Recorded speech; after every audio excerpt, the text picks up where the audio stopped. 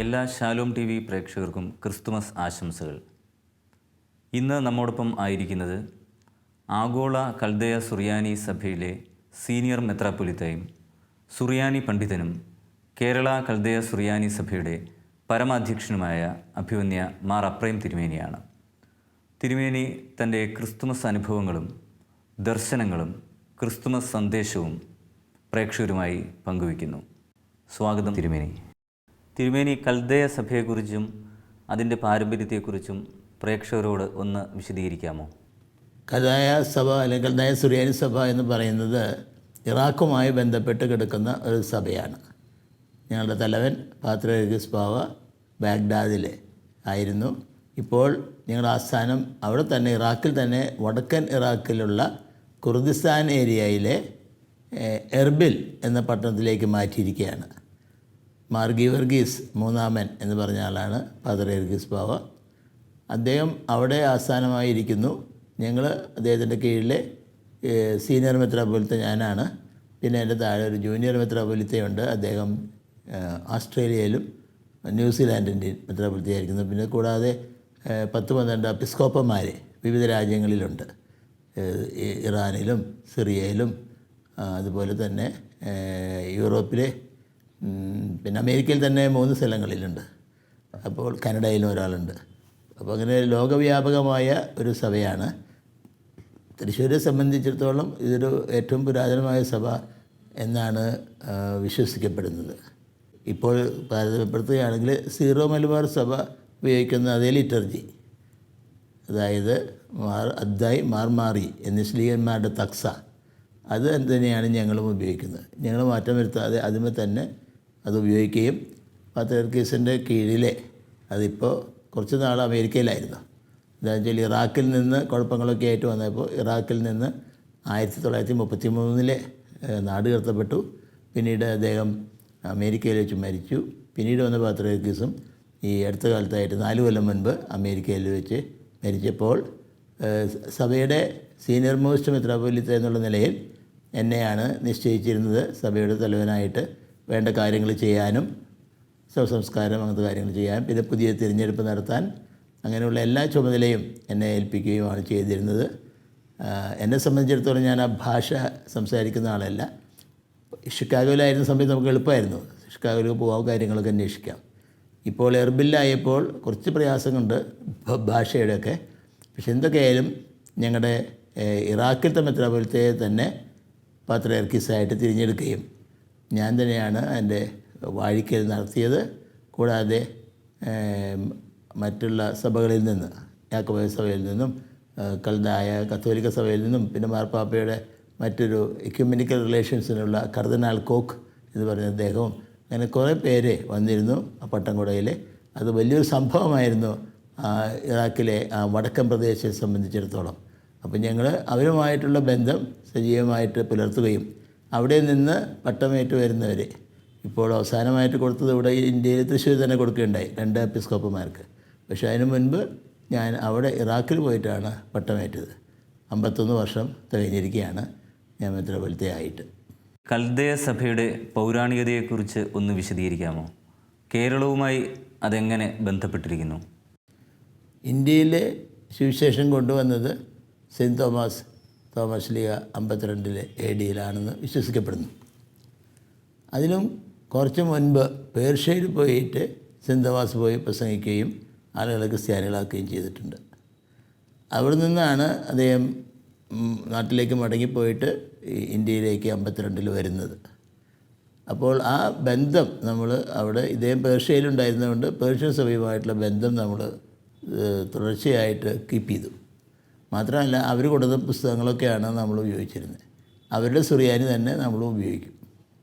അങ്ങനെ ഈ സഭ എല്ലാ വിധത്തിലും അതിൻ്റെ അതേ തനിമ തന്നെ ഇറാഖിലുള്ള ആ സഭ ഉപയോഗിച്ചിരുന്ന കുർബാനക്രമങ്ങൾ അദ്ദായന്മാറി, മറ്റു ചില സുറിയാനി സഭകൾ മാറി യാക്കോബിൻ്റെയാണ് ഉപയോഗിക്കുക. ഞങ്ങളങ്ങനെയല്ല. സീറോ മലബാർ സഭയും ഇപ്പോൾ ഇന്ത്യയിൽ ഇത് ഉപയോഗിക്കുന്നുണ്ട്. അദ്ദായന്മാറി എന്ന ശിഷ്യന്മാരുടെ കുർബാനക്രമം. അപ്പോൾ അത് പൈതൃകം ഒന്ന് തന്നെയാണ്. പിന്നെ പല വിധത്തിലും അവിടെ നിന്ന് മെത്രാന്മാർ വരികയും ആ ബന്ധം എപ്പോഴും കാത്തു സൂക്ഷിച്ചിരുന്നു. അതുകൊണ്ട് ഇതിനെ കൽദായ സഭ എന്നും ചർച്ച് ഓഫ് ദി ഈസ്റ്റ്, കിഴക്കിൻ്റെ സഭ, പൗരസ്ത്യ സഭ എന്നുള്ള പേരിലൊക്കെ അറിയപ്പെടുന്നുണ്ട്. തിരുമേനിയുടെ മാതാപിതാക്കൾ, ചെറുപ്പകാലഘട്ടം, സഭാജീവിതം ഇവയെപ്പറ്റി ഒന്ന് വിശദീകരിക്കാമോ? ഞാൻ ഈ തൃശ്ശൂർ പട്ടണത്തിൽ ജനിച്ചു വളർന്നവനാണ്. എൻ്റെ അമ്മയും അപ്പനും അങ്ങനെ തന്നെ തൃശ്ശൂർ പട്ടണത്തിൽ തന്നെയാണ് ജനിച്ചു വളർന്നത്. ഞങ്ങളുടെ കുടുംബം അന്ന് പള്ളിയുമായിട്ട് വളരെ അടുത്ത ബന്ധങ്ങൾ പുലർത്തിയിരുന്നു. എൻ്റെ അനുജനെ ബാപ്റ്റൈസ് ചെയ്തത് പോലും ഈ ഇപ്പോൾ അടുത്ത കാലത്ത് വിശുദ്ധനായിട്ട് പ്രഖ്യാപിക്കപ്പെട്ട സെയിൻറ്റ് അബിമലേഖ്, മാർ അബിമലേഖ് തിമോത്തിയോസ് മെത്രാപ്പൊലീത്തയാണ്. അപ്പോൾ ഞങ്ങളുടെ വീട് ഒന്ന് പുതുക്കി പണിതപ്പോൾ ബ്ലസ് ചെയ്യാനായിട്ടും മെത്രാപ്പൊലീത്ത വന്നിരുന്നു. അങ്ങനെ തിരുമേനിയുമായിട്ട് മാർ തിമോത്തിയോസ് തിരുമേനിയായിട്ട് ബന്ധമുണ്ടായിരുന്നു, പരിചയമുണ്ടായിരുന്നു, അടുപ്പമുണ്ടായിരുന്നു. പിന്നെ അദ്ദേഹം കാലം ചെയ്ത് ഇവിടെ തന്നെ അടക്കിയിരിക്കുന്നത്. അതിന് ശേഷം വന്ന തിരുമേനി പ്രസംഗങ്ങളൊക്കെ പറയും, നമ്മുടെ സഭയിലേക്ക് അവിടെ പോകണം, നമ്മുടെ സേവനം ചെയ്യണം എന്ന് പറഞ്ഞപ്പോൾ എനിക്ക് തോന്നി എനിക്കും പോകണം. ചൈനയിൽ നമ്മുടെ പിതാക്കന്മാരുണ്ടായിരുന്നു, അപ്പോൾ എനിക്ക് പോകണം. അങ്ങനെ ഒരു തോന്നൽ എൻ്റെ മനസ്സിൽ വരികയും സ്കൂളിൽ പഠിക്കുമ്പോൾ തന്നെ ഞാൻ സുറിയാനി പഠിച്ചിട്ട് പറഞ്ഞു, ഞാനിനി അച്ഛനാവാൻ പോകണം.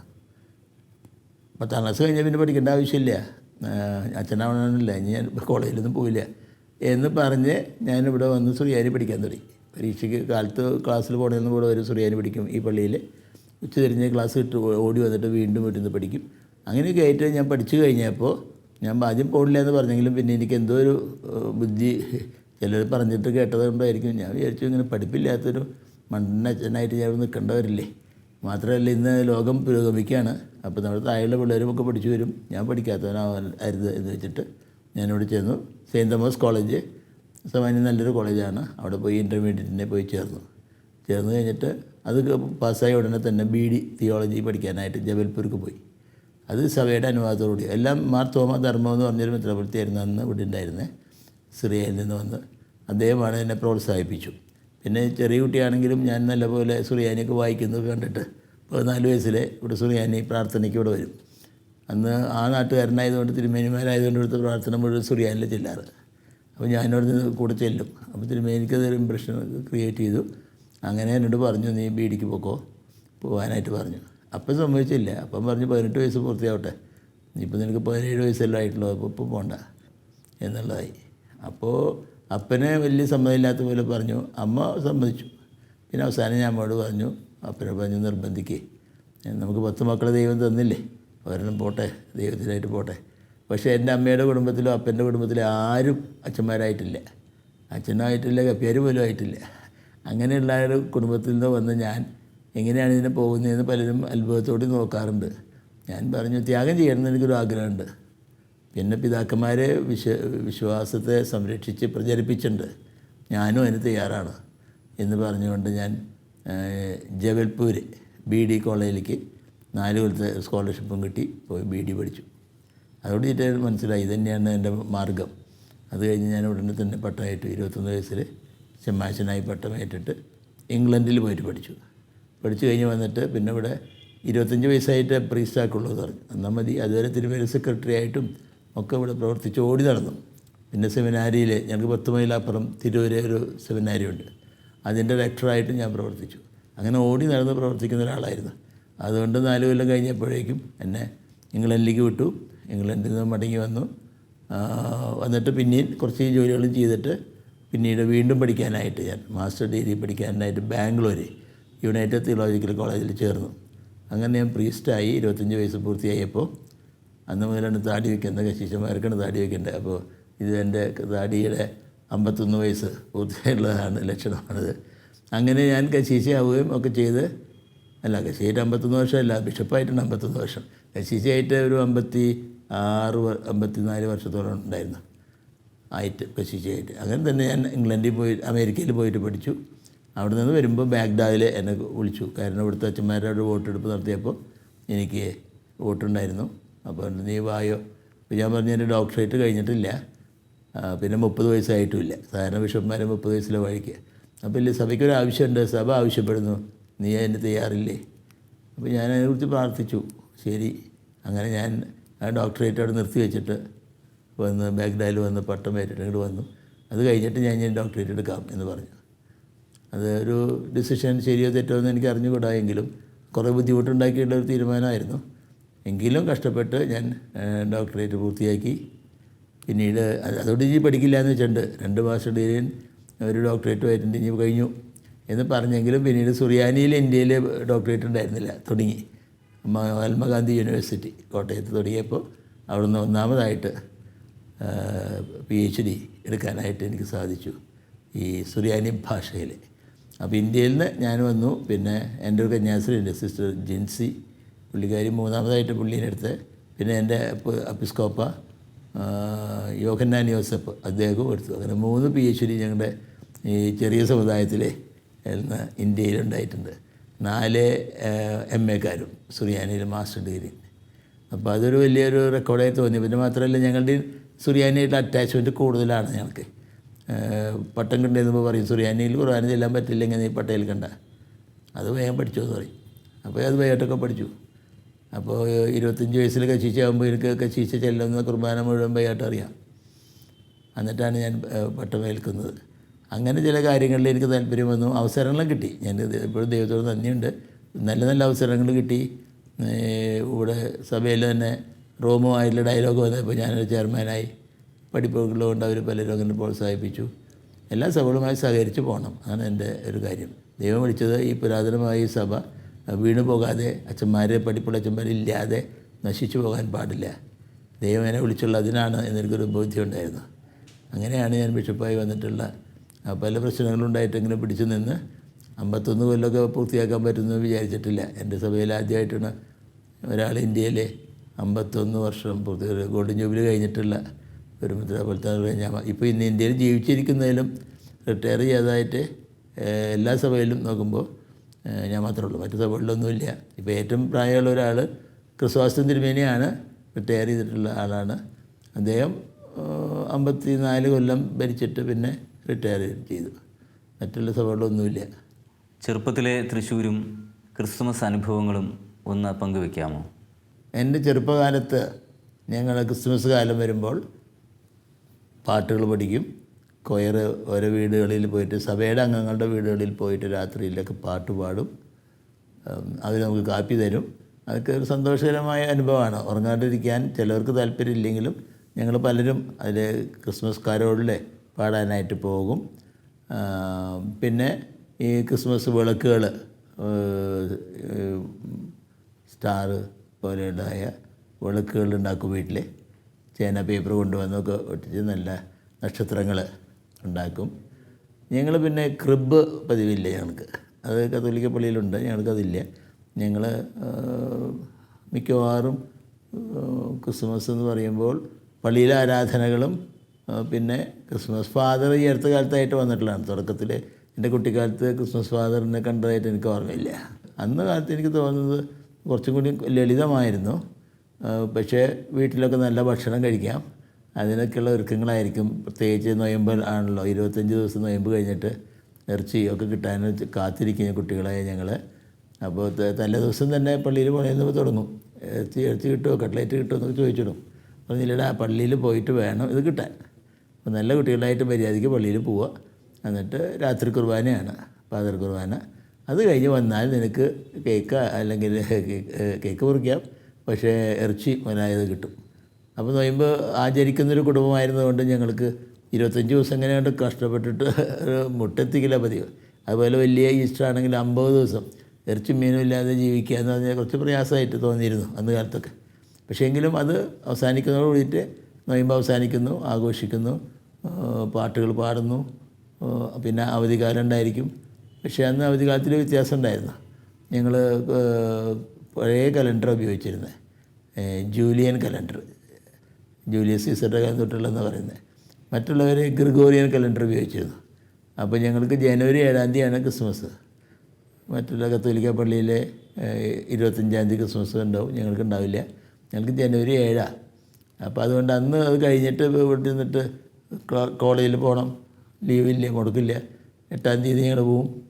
7-ാം തീയതി പാതിരമായിരിക്കും പോയി നിന്നിട്ട് 8-ാം തീയതി ക്ലാസ്സിൽ പോയിരിക്കുമ്പോൾ ഉറക്കമൊക്കെ വരും. അപ്പോൾ ഈ കലണ്ടറിലുള്ള വ്യത്യാസം ഒരു അസൗകര്യങ്ങൾ ഉണ്ടാക്കിയിട്ടുണ്ട്.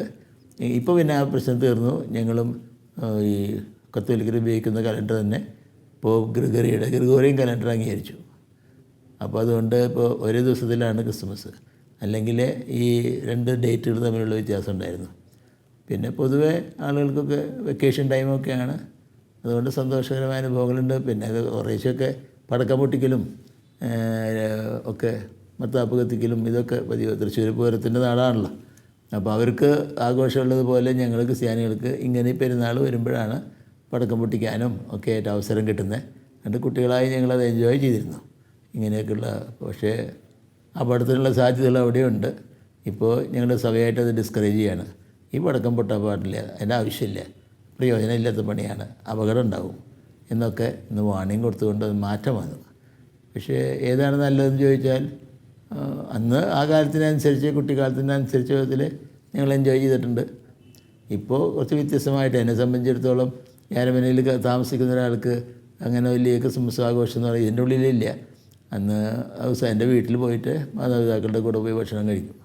അപ്പോൾ അവിടെ ക്രിസ്മസ് ഉണ്ട്, ഇവിടെ ക്രിസ്മസ് ഇല്ല ക്രിസ്മസ് ദിവസം. പിന്നെ ക്രിസ്മസിൻ്റെ അന്ന് ഇപ്പോൾ ഞങ്ങൾക്ക് എല്ലാ കൊയറും കൂടി വന്നിട്ട് ഇവിടെ ഒരു കൊയർ മീറ്റ് ഉണ്ട്. അപ്പോൾ പല ഇടവകളിൽ നിന്നുള്ള ഇത് വന്നിട്ട് മത്സരിച്ച് നല്ല ഇടവയ്ക്ക് സമ്മാനം കൊടുക്കുന്ന പതിവുണ്ട്. അങ്ങനെ ക്രിസ്മസ് പാട്ടുകളുടെയും അതുപോലെ തന്നെ ചെറിയ ചെറിയ ആഘോഷങ്ങളുടെയും അവധികാലത്തിൻ്റെയും ഒക്കെ സന്തോഷത്തിൻ്റെ ഒരു വലിയ കാലഘട്ടമാണ്. ഇറാഖ്, സിറിയ എന്നീ രാജ്യങ്ങളിൽ കൽദയ സഭ വളരെ സജീവമാണല്ലോ. ഈ രാജ്യങ്ങളിലെ ഇപ്പോഴുള്ള ക്രിസ്തുമസ് ആഘോഷങ്ങളെപ്പറ്റി ഒന്ന് വിശദീകരിക്കാമോ? അവിടുത്തെ ആഘോഷങ്ങൾ ചിലത് അത്ര ഓപ്പണാക്കാൻ സാധിക്കാത്തൊരു സാഹചര്യങ്ങൾ ചില രാജ്യങ്ങളിലുണ്ട്. ക്രിസ്ത്യൻസിന് മാത്രം ആഘോഷം ഉണ്ടാക്കാം, പക്ഷേ എങ്കിലും അത് പബ്ലിക്കായിട്ടൊരു മീറ്റിംഗ് പോലെ വയ്ക്കാനൊക്കെ മടിയുണ്ട് ചിലർക്ക്. അതുകൊണ്ട് ചില ഗവൺമെൻറ്റും അനുവദിക്കാറില്ല. അതുകൊണ്ട് ഈ ക്രിസ്മസ് എന്നുള്ളത് പാതിര കുർബാനകൾ എന്നുള്ളതൊക്കെ വേണ്ടെന്ന് വെച്ചിട്ട് അത് ഞായറാഴ്ച അല്ലെങ്കിൽ ആ ദിവസം പകൽ കുർബാനയായിട്ട് അവസാനിപ്പിക്കേണ്ടി വരുന്നുണ്ട്. അത് സെക്യൂരിറ്റി റീസൺസ് ആയിട്ടാണ്. ജനങ്ങൾ ക്രിസ്മസ് കാലത്ത് അങ്ങോട്ട് വെടിവെച്ച് കൊല്ലരുത്. ഇപ്പോൾ ടെൻഷനുള്ള സ്ഥലങ്ങളിലും പോലും ഇസ്രായേലിലും ഇറാഖികൾ അല്ലെങ്കിൽ ഇസ്രായേലിലെ ജനങ്ങളും അറബ് ജനങ്ങളൊക്കെ തമ്മിലുള്ള ടെൻഷൻ യെരുശലേമിലൊക്കെ ഉണ്ട്. അപ്പോൾ കഴിയുന്നതും അതിനുള്ള അപകടങ്ങൾ ഉണ്ടാകാതിരിക്കാനുള്ള പ്രിക്കോഷൻ അത് അവയെ അഡ്ജസ്റ്റ് ചെയ്ത് നമ്മുടെ ആഘോഷം മറ്റുള്ളവന് ശല്യമായിട്ട് വരാൻ പാടില്ല. അവൻ പള്ളിയിൽ അവൻ വീട്ടിൽ കിടന്ന് ഉറങ്ങണ നേരത്ത് നമ്മുടെ ഇവിടെ പള്ളിയിലത്തെ പടക്കം പൊട്ടിക്കലും ബഹളമൊക്കെ ആയാലേ അവന് ഉറങ്ങാൻ പറ്റില്ല, അവൻ വന്നിട്ട് ബഹളം കൂട്ടും. അപ്പം അതുകൊണ്ട് നമ്മൾ ക്രിസ്ത്യൻസിനെ എല്ലായിടത്തും വേണ്ട വണ്ണം പ്രൊട്ടക്ഷൻ കിട്ടാത്തൊരു കാലഘട്ടമായി കൊണ്ടിരിക്കുന്നുണ്ട് എന്ന് എനിക്ക് തോന്നുന്നുണ്ട് പല അറബി രാജ്യങ്ങളിലൊക്കെ. ആയതുകൊണ്ട് നമ്മൾ സൂക്ഷിക്കുന്നത് നല്ലതാണ്. ആഘോഷങ്ങൾക്ക് വേണ്ടിയിട്ട് ബഹളം വയ്ച്ചിട്ട് പ്രശ്നങ്ങളുണ്ടാക്കിയിട്ട് സെക്യൂരിറ്റിക്ക് കുഴപ്പമായിട്ട് വരാൻ പാടില്ല. അങ്ങനെയാണ് ഇപ്പോൾ അറബ് രാജ്യങ്ങളൊക്കെ. തിരുമേനി സിത്താർ വായിക്കുമെന്ന് കേട്ടിട്ടുണ്ട്. കലാപരമായ കാര്യങ്ങളിൽ വളരെ സജീവമാണ്, പാട്ടുകൾ എഴുതും. ഈ ക്രിസ്മസ് കാലയളവിൽ തിരുമേനിക്ക് ഇഷ്ടപ്പെട്ട ഒരു ക്രിസ്മസ് ഗാനം പ്രേക്ഷകരുമായി ഒന്ന് പങ്കുവയ്ക്കുമോ? ഞാൻ നല്ല പാട്ടുകാരനല്ല എന്നുള്ളതാണ് വാസ്തവം. പക്ഷേ എല്ലാ കൊയറിലും ഞാൻ പഠിക്കുന്ന കാലത്തൊക്കെ ജബൽപൂരിൽ 4 കൊല്ലം അവിടുത്തെ ഏറ്റവും ബെസ്റ്റ് കൊയറിൽ അംഗമായി പാടിയിട്ടുണ്ട്. പിടിക്കപ്പെടാതെ നമ്മുടെ കുറവുകൾ മദാമ പിടിക്കില്ല. അപ്പോൾ നമ്മൾ സന്തോഷമായിട്ട് അതിൽ പോയി പ്രാക്ടീസിന് പോകും, പാടും. പിന്നെ അത് കഴിഞ്ഞിട്ട് 2 കൊല്ലം വന്നപ്പോൾ MTH ബാംഗ്ലൂർ വന്നപ്പോഴും ഞാൻ പാടിയിരുന്നു. പക്ഷേ അതിൻ്റെ ശാസ്ത്രീയമായിട്ടുള്ളത് എനിക്ക് കൃത്യമായിട്ട് അറിയില്ല. എങ്കിലും അത് ക്രിസ്മസ് സീസണല്ലേ, അതിൽ ഏറ്റവും ഇഷ്ടപ്പെട്ട പാട്ട് എനിക്ക് സൈലൻ്റ് നൈറ്റാണ്. നിശബ്ദരാത്രി, വിശുദ്ധരാത്രി എന്നൊക്കെ നല്ല തർജ്ജമ. അത് ഇംഗ്ലീഷിൽ പാടാൻ ശ്രമിക്കാം.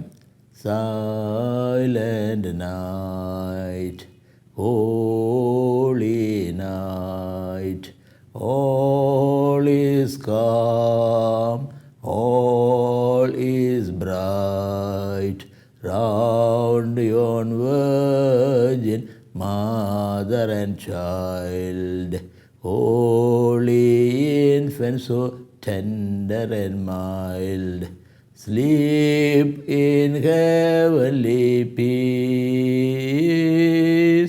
sleep in heavenly peace. അത് വളരെ ഫേമസ് ആയിട്ടുള്ള ഒരു പാട്ടാണ്. അത് യൂറോപ്പിൽ തുടങ്ങി ഇംഗ്ലീഷിലും മറ്റുള്ള ഏറ്റവും കൂടുതൽ ലോക ഭാഷകളിൽ തർജ്ജമ ചെയ്യപ്പെട്ടുള്ളൊരു പാട്ടാണ്. അത് ഞാൻ കരുതുന്നു ഡിനോമിനേഷണൽ ഡിഫറൻസ് കൂടാതെ ഈ സൈലൻ്റ് നൈറ്റ്, ഹോളി നൈറ്റിൽ പങ്കുചേരാറുണ്ട്. പിന്നെ കൊയറിൽ ഒക്കെ പാടിയിട്ടുണ്ട്. പിന്നെ സിത്താറിൻ്റെ കാര്യം ഞാൻ പാടുന്നുണ്ട്. പക്ഷേ ഇപ്പോൾ ഇരുന്ന് ശാരീരികമായി അത്ര നല്ലതല്ല. നിലത്തിരുന്നിട്ടാണ് സിത്താർ വായിക്കേണ്ടത്. അപ്പോൾ എനിക്ക് പ്രായമായതുകൊണ്ട് അത് കുറച്ചൊരു ബുദ്ധിമുട്ടായി തുടങ്ങിയിട്ടുണ്ട്. എങ്കിലും ഇടയ്ക്കിടയ്ക്ക് ഇരുന്ന് പ്രാക്ടീസ് ചെയ്യും. അത് എന്നിട്ടൊന്ന് വായിച്ചു നോക്കും, മറന്നു പോകാതിരിക്കാൻ വേണ്ടിയിട്ട്. മാത്രമല്ല എപ്പോഴും മനസ്സിനൊരു കുളിർമ ലഭിക്കുന്നതാണല്ലോ ഈ പാട്ട് എന്ന് പറയുന്നത്. പാട്ട് കേൾക്കാനും പിന്നെ പാട്ടുകൾ എഴുതാനും എനിക്ക് ഒരു പാട്ട് മാരാമൺ കൺവെൻഷനെ ഞാൻ എഴുതിയൊരു പാട്ടുണ്ട്, കാലൂരി ക്രൂശെ നോക്കി ഞാൻ. അത് 100 ഭാഷകളിൽ തർജ്ജമ ചെയ്യപ്പെട്ടിട്ടുണ്ട്. മാർപ്പാപ്പയുടെ പോളിഷ് ഭാഷയിൽ അത് ചെയ്തിട്ടുണ്ടായിരുന്നു. എന്നിട്ട് മാർപ്പാപ്പ ഇവിടെ കേരളത്തിൽ വന്നപ്പോൾ ഞാനത് സമ്മാനിച്ചു കൊച്ചിയിൽ വെച്ചിട്ട്. അപ്പം നോക്കിയിട്ട് നന്നായി എന്നൊക്കെ അദ്ദേഹം പറഞ്ഞു എന്നാണ് എൻ്റെ ധാരണ. ചിരിച്ചിട്ടാണ് പറയുന്നത്. നന്നായിട്ടില്ല എന്നാണോ നന്നായി എന്നാണോ എന്നുള്ളത് ഇപ്പോഴും എനിക്ക് അറിഞ്ഞുകൂടാ. അദ്ദേഹം പറഞ്ഞു ഇത് നന്നായിട്ടില്ലോ എന്നൊക്കെ പറഞ്ഞു. ഏതായാലും ഞാൻ കത്തോലിക്ക പള്ളികളിൽ ആ പാട്ട് പാടുന്നത് കേട്ടിട്ടുണ്ട്.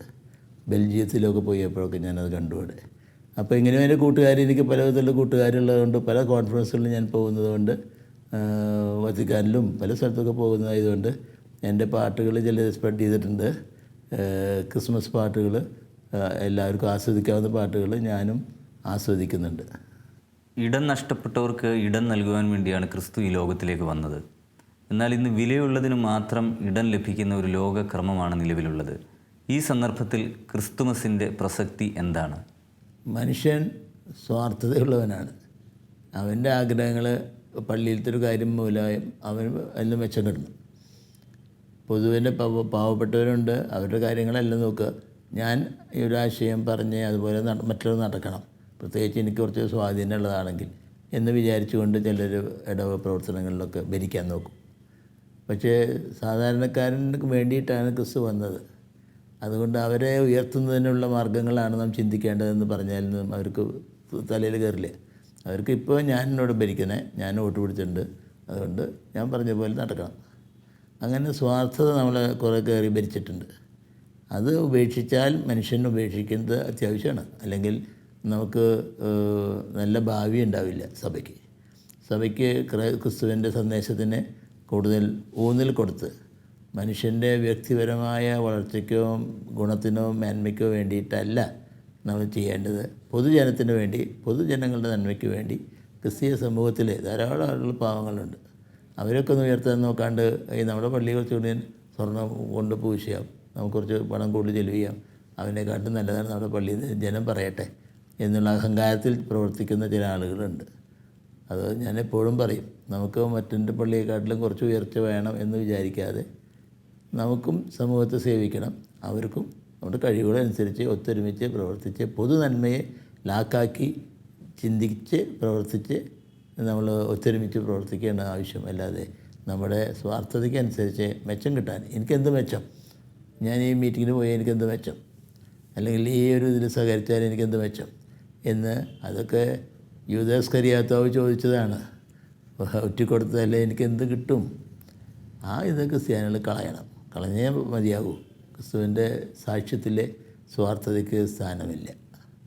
സഭ ചെയ്യേണ്ടത് നമ്മുടെ ജനങ്ങളെ കൊണ്ട് കാര്യങ്ങൾ മനസ്സിലാക്കി പഠിപ്പിച്ച് ദൂർത്തുകൾ ഒഴിവാക്കി മറ്റുള്ളവരെ കുറിച്ച് കരുതലുള്ളവരായിട്ട് ഷെയറിങ് ഉള്ള കമ്മ്യൂണിറ്റി ആയിട്ട് വലുതാകണം. ആദ്യമൊക്കെ ക്രിസ്തവ സഭ അങ്ങനെ ഒരു ഷെയറിങ് കെയറിങ് കമ്മ്യൂണിറ്റി ആയിരുന്നു. ഇപ്പോൾ ഷെയറിങ് എന്നൊക്കെ പറഞ്ഞോ അതെന്തൊട്ടാണ്, എനിക്ക് എൻ്റെ കാര്യവും എൻ്റെ കുടുംബം അത് മാത്രം ഷെയറിങ് ഉള്ളൂ. മറ്റവനുമായിട്ട് പാവപ്പെട്ടവനെക്കുറിച്ച് അവനെ സഹായിക്കാനാണ് കർത്താവ് വന്നതെന്നും നമ്മുടെ ദൗത്യം ഇതുതന്നെയാണ്. നമ്മുടെ ഇടയിൽ അങ്ങനെ എല്ലാം നഷ്ടപ്പെട്ടുകൊണ്ടിരിക്കുന്ന ആളുകളെ അവർക്ക് സമാധാന വാക്കുകൾ കൊണ്ടോ അവർക്ക് സാമ്പത്തിക സഹായം കൊണ്ടോ അല്ലെങ്കിൽ അവർക്ക് കിടക്കാനൊരു ഇടമുണ്ടാക്കി കൊടുക്കാനോ ഒക്കെ നമുക്ക് ഊന്നൽ കൊടുക്കണം. അപ്പോൾ അത് പലർക്കും അത്ര കാര്യമായിട്ട് തോന്നുന്നില്ല. അത് പള്ളിയിലച്ഛൻ നോക്കിയോട്ടെ എന്ന് പറഞ്ഞ് ഒഴിയുകയാണ്. അതൊരിക്കലും സഭയ്ക്ക് അങ്ങനെ ഒഴിഞ്ഞു മാറാൻ പറ്റില്ല. ജനങ്ങളോട് ഒത്തുചേർന്ന്, പ്രത്യേകിച്ച് ക്രിസ്മസ് മുതലായ അവസരങ്ങൾ വരുമ്പോൾ ഒത്തുചേർന്നതുകൊണ്ട് അവരെ സഹായിക്കാനായിട്ട് ഞങ്ങൾ എന്ത് ചെയ്യണം, എന്ത് ചെയ്തു, എന്തിനുള്ള സാധ്യതകളുണ്ട്, റിസോഴ്സസ് എന്തൊക്കെയാണ്, അത് മനസ്സിലാക്കിയിട്ട് ജനങ്ങളുമായി ചിന്തിച്ച് എന്തെങ്കിലും ഒരു ഉപകാരം പോലെ പാർശ്വവൽക്കരിക്കപ്പെട്ടിട്ടുള്ള ആളുകളുടെ കഷ്ടപ്പാടിൽ അവരോട് കൂടി ചേർന്ന് ചെറിയ തോതിലെങ്കിലും സഹായിക്കാൻ. ഒരു നേരത്തെ ആഹാരം കൊടുത്തിട്ടായിരിക്കാം, പക്ഷേ അതിനേക്കാൾ കൂടുതലായിട്ട് തന്നെ ഒരു ശാശ്വതമായിട്ടുള്ള ഒരു സൊല്യൂഷൻ നമ്മൾ അവരെക്കുറിച്ചുള്ള കരുതൽ നമുക്കുണ്ടാകണം. എനിക്ക് ഇന്നത് കിട്ടണമെന്നല്ല, മറ്റുള്ളവനെ എന്തെല്ലാം നഷ്ടപ്പെട്ടുകൊണ്ടിരിക്കുന്നുണ്ട്. അത് എനിക്ക് പെട്ടെന്ന് മനസ്സിലായെന്ന് വരില്ല, പക്ഷെ മറ്റുള്ളവനിൽ കൂടെ കണ്ടും കേട്ടും അവനുമായി സംസാരിച്ചും അതിൽ പങ്കുചേർന്നും അവൻ്റെ പ്രയാസങ്ങളിൽ അവനെ സഹായിക്കാനായിട്ട് നമുക്ക് സാധിക്കണം. അതുകൊണ്ട് ക്രിസ്മസ് എന്ന് പറയുന്നത് തീർച്ചയായിട്ടും പാവങ്ങളെ കരുതാനുള്ള ഒരു അവസരമാണ്. അതല്ലാതെ ഞാൻ കുറച്ച് നല്ല പോലെ മദ്യപിച്ചു സുഖമായിട്ട് ആഘോഷിച്ചു, കാറിൽ കയറിപ്പോയി ആക്സിഡൻറ്റ് പറ്റി, ഇതെല്ലാം ചെയ്തിട്ട് ക്രിസ്ത്യാനിയാണ് ഞാൻ. അഹങ്കാരിക്കുന്ന ആളുകൾ ഞാൻ തൃശ്ശൂർ കാണുന്നുണ്ട്. ഈ കഴിഞ്ഞ പ്രാവശ്യത്തെക്കാളും കൂടുതൽ വില കൂടിയ മദ്യം തൃശ്ശൂർ പട്ടണത്തിൽ ഈ പ്രാവശ്യം വിളമ്പി, അല്ലെങ്കിൽ ഞങ്ങൾ വാങ്ങിച്ചു. പത്രക്കാരെഴുതും, ഇതാ ഈ വർഷത്തെ മദ്യത്തിൻ്റെ സെയിൽസ് കഴിഞ്ഞ വർഷത്തേക്കാൾ മെച്ചപ്പെട്ടു. അങ്ങനെ ചില മെച്ചപ്പെടൽ മാത്രമേ കാണുന്നുള്ളൂ. തീർച്ചയായിട്ടും ക്രിസ്ത്യാനികൾക്ക് അഭിമാനിക്കാവുന്ന ഒന്നുമല്ല ആഘോഷങ്ങളോ അതിൻ്റെ ചെലവുകളോ. അതുകൊണ്ട് നമുക്ക് പാവങ്ങളെക്കുറിച്ച് കരുതിക്കൊണ്ട് തന്നെ എല്ലാ പ്രശ്നങ്ങളും നമുക്ക് ഒരു ദിവസം കൊണ്ടോ ഒരു പെരുന്നാൾ കൊണ്ടോ പരിഹരിക്കാൻ പറ്റുമെന്ന് ഞാൻ പറയുന്നില്ല. പക്ഷേ സാധിക്കുന്നിടത്തോളം അവൻ്റെ ആവശ്യങ്ങളെ അറിഞ്ഞ് അവനെ സഹായിച്ച് സഹകരിച്ച് ആ കാഴ്ചപ്പാട് ജനങ്ങളെ പഠിപ്പിച്ച് സഭയായിട്ട് മുന്നോട്ട് പോകണം. ക്രിസ്മസ് കാലഘട്ടത്തിൽ മാത്രമല്ല, എല്ലാ കാലഘട്ടത്തിലും നമുക്കിതുപോലെ ചെറിയ കാര്യം ഒരാൾക്ക് ചെയ്യാൻ സാധിച്ചാൽ അത് നമ്മൾ ചെയ്യണം. അത് ചെയ്യാതിരുന്നിട്ട് പ്രസംഗം പറഞ്ഞിട്ട് കാര്യമില്ല, തർക്കിച്ചിട്ട് കാര്യമില്ല. അവനേക്കാൾ നല്ലതാണ് ഞങ്ങളെന്ന് പറഞ്ഞിട്ട് കാര്യമില്ല. നമ്മൾ അവനേക്കാൾ വലുതായി നന്നായി ഞങ്ങൾ ചെയ്തു എന്ന് അഹങ്കരിക്കാതെ സേവനത്തിൻ്റെ പാതയിൽ കൂടെ ഞങ്ങൾ മുന്നോട്ട് പോകുന്നുണ്ടെന്നും ഇനി ഒത്തിരി കാര്യങ്ങൾ ചെയ്തിട്ടില്ല, ചെയ്യാനുണ്ട്, അതെങ്ങനെയാണ് ചെയ്യേണ്ടത്, ദൈവമേ ഞങ്ങളതിനെ സഹായിക്കണമേ എന്ന് പറഞ്ഞ് പ്രാർത്ഥിച്ചുകൊണ്ട് ഇതിൽ പങ്കുകാരാകുമ്പോൾ ക്രിസ്മസ് കാലഘട്ടത്തിൽ ആളുകൾക്ക് സന്തോഷിക്കാൻ പറ്റും. കള്ളു കുടിച്ചിട്ടുള്ള സന്തോഷമല്ല, ഈ നമ്മൾ ക്രിസ്തീയ കടമകൾ നിർവഹിച്ചു എന്നുള്ള ഒരു സന്തോഷമാണ് സമൂഹത്തിന് ആവശ്യം. അത് ചെയ്യുവാൻ തക്കവണ്ണം സഭയിലെ അച്ഛന്മാർക്കും മെത്രാന്മാർക്കും ജനങ്ങൾക്കും എല്ലാവർക്കും സാധിക്കട്ടെ എന്നുള്ളതാണ് എൻ്റെ പ്രാർത്ഥന. ക്രിസ്മസ് കാലഘട്ടം നമുക്ക് പുതിയൊരു കാഴ്ചപ്പാട് ഉണ്ടാകാനും അപരനെക്കുറിച്ച് കരുതുവാനും അവന് ചെറിയ സഹായമെങ്കിലും കൊടുത്ത് ആ വീട്ടിൽ സന്തോഷം ഉണ്ടാക്കുവാനും ഇടവരട്ടെ എന്ന് ഞാൻ പ്രാർത്ഥിക്കുന്നു. അങ്ങനെയുള്ളൊരു കാഴ്ചപ്പാടിൽ കൂടെ എല്ലാവരും ഒത്തുചേർന്ന് പോകിയാൽ ഈ സഭയ്ക്ക് ഈ കാലഘട്ടത്തിലും അതിന് പ്രസക്തിയുണ്ട്. അവർക്ക് അവരുടെ സാക്ഷ്യം നിർവഹിക്കാൻ പറ്റും. അവർക്ക് തുടർന്നു പോകാനുള്ള അവകാശം അതുമൂലം ലഭിക്കുന്നു. അല്ലെങ്കിൽ നമുക്ക് സഭയായിട്ട് തുടരാനുള്ള അവകാശം നഷ്ടപ്പെട്ടു പോകുന്നു എന്ന് ഞാൻ ഭയപ്പെടുന്നു. പ്രിയമുള്ളവരെ, എനിക്കിത് എൻ്റെ പ്രേക്ഷകരോട് പറയാനുള്ളത്, ക്രിസ്മസ് ഇങ്ങനെ സാധാരണക്കാരനെ എന്തെങ്കിലും ഗുണം ചെയ്തിട്ടുണ്ടോ? അതിൽ ലോകത്തിലും എനിക്ക് പങ്കുകാരനാവാൻ സാധിച്ചിട്ടുണ്ടോ? ജീവിതത്തിലും സമൂഹത്തിലും നന്മ കൊണ്ട് നിറയട്ടെ. അത് ക്രിസ്മസിൻ്റെ കർത്താവ് തന്നെത്താൻ താഴ്ത്തി കാലിത്തൊഴുത്തിൽ ജനിച്ചവൻ തീർച്ചയായിട്ടും മനുഷ്യനെ ഉയർത്തി അനുഗ്രഹങ്ങളിലേക്ക് എത്തിക്കുവാനാണ്. അത് ഒന്നുകൂടെ അർത്ഥവത്തായി തീരുവാൻ നാം ബന്ധപ്പെടുന്ന എല്ലാ രംഗങ്ങളിലും ഈ ക്രിസ്മസ് കാലഘട്ടത്തിൽ സാധിക്കട്ടെ എന്ന് ഞാൻ ആത്മാർത്ഥമായിട്ട് പ്രാർത്ഥിക്കുന്നു. Wish you happy Christmas, a merry Christmas and a happy new year.